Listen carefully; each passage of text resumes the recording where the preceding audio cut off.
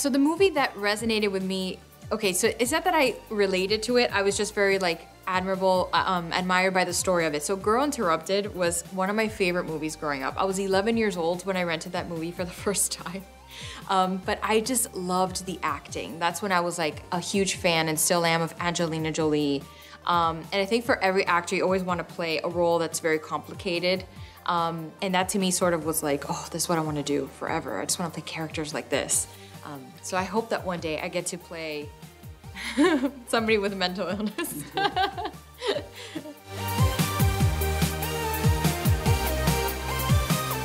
What I love about acting is sort of like the freedom of playing somebody else, of sort of stepping outside of your shoes for, a whole 10 or 12 hours and just like tell someone else's story.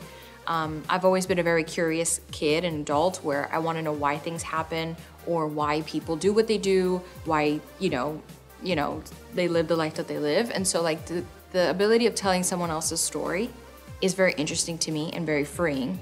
And I think that's why I love it so much.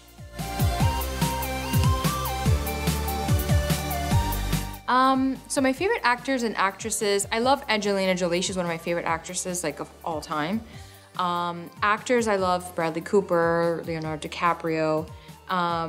Not a particular actor inspired me to sort of, well, I guess I could say Angelina Jolie inspired me just because of that role that she played of Lisa in Girl Interrupted. I think that was the turning point, but she's my favorite actress. Like she could do anything, She's sort of like everything I want to be.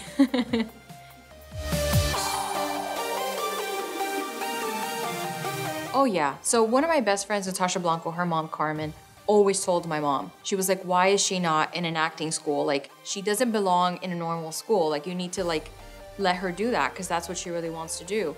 But I think that my mom, which I'm actually grateful for my mom's decision, was I just don't want her to give up her childhood. Like, I don't want her to give up her teen years or any of that. So I'm really glad that she did because I have the best memories are of me growing up, but definitely Carmen Blanco is one of them. And my teacher, my second grade teacher, Miss Baracaboli, who actually was an actress herself and had owned a theater with her dad, also told my mom the same thing. She's like, she should be an actress. She should come to my theater school, So there was a lot of people in my life that were sort of telling my mom, that's what she's got to do that. She's got to be an actress. So once I actually became an actress and accomplished my dream, everybody was like, I knew that was going to happen. It was just one of those things.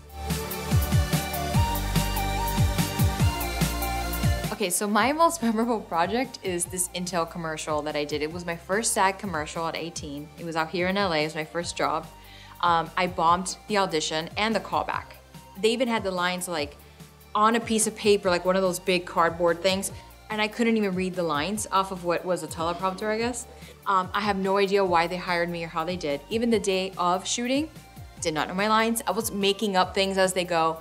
And for me, it was like, A, memorable because it was my first LA gig, my first SAG project. It was so exciting. And B, because obviously things are meant to be, even if you like mess up and you're like, yeah, this is not for me. If it's meant for you, it's gonna be meant for you regardless. So that really taught me a big lesson that in life, like just have patience that when something's for you, it's for you. No one can ever take that away from you.